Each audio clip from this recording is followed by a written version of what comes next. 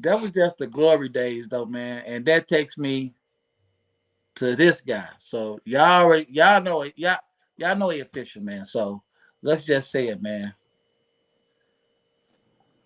How did y'all come up with that? What's on my mind? The stuff y'all said on what's on my mind. Like how, man? So I'm a, um I'm gonna give it up to a guy, y'all probably ain't heard of, named Gemini Ramon. You got to go on TikTok and stuff like that and check him out. So he did, like, he shoestrings cousin, and he did like 20 calendars in the joint. Okay. So while he was in the joint, he sent Stream that first verse to What's on My Mind. Right. So and Stream brought it to me. So what I did was just kind of follow String lead on it. String opened it up with that first verse, and that was Gemini thinking, the guy, from being in the penitentiary that long, he had a whole lot of wicked thoughts, man. So he just Right. shared them Yes, with, he did. yeah. So it was hard for me to follow it. I'm in the free world. I had to think, Right. dig deep. I'm like, damn, this nigga dig deep, didn't he? So after String laid the first verse, man, I followed his lead. And and if you wouldn't have done that, we probably wouldn't have Eminem. So the Yeah, world needs to true. thank you for that. Man, I appreciate that. Most The definitely. world needs to thank you for that, man, because it's like y'all really set a lot of y'all really set a lot of trends. Like I wouldn't know who Master P was if it wasn't for y'all being on that CD. Down South Hustler. If That they was that wouldn't have was our started, first that was our first gold album we was on. okay, down South Hustlers.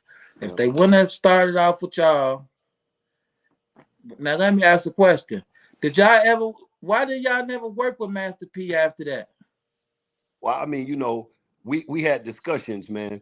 But it was we was already doing business with Relativity at Sony at the time. You know what I mean? And the offers wasn't that great. You know what I'm saying?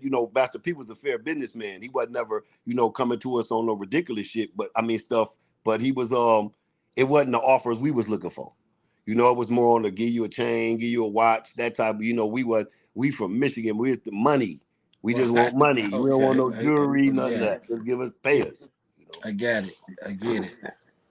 Yeah. So that makes a lot of sense.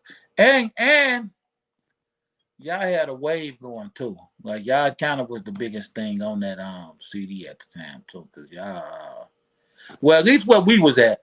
But I had a record store, so I kind of knew what was moving and what wasn't. So y'all really was y'all really was taking off. Like when you was talking about like the first, some of the first, man, a lot of people don't even realize too something that we did, with the Ghetto Boys, Scarface and them, they talked about drugs and everything, but we was like one of the first groups to ever talk about snorting cocaine, just blunt, A, straightforwardly, out in the open.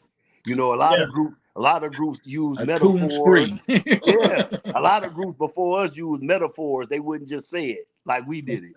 That You smoke for know. free joint was legendary. Again, That smoke for again, free. Come on, Yeah. man. You can't smoke for free. again. What? My I'll tell you guys, right now with a bet with a boy. 3-6 gets the credit, but y'all was talking about it first. I'm sorry. People could take at it. Y'all was talking about it first. Y'all Yeah. was. You know what I'm Man. saying? And I'm like, because of course, everybody in Chicago was tuned, but they never talked about it openly because of Yeah. eye shots and stuff. Exactly. But I'm like, wow, they really talking about this. Like, what? Like, these dudes is nuts.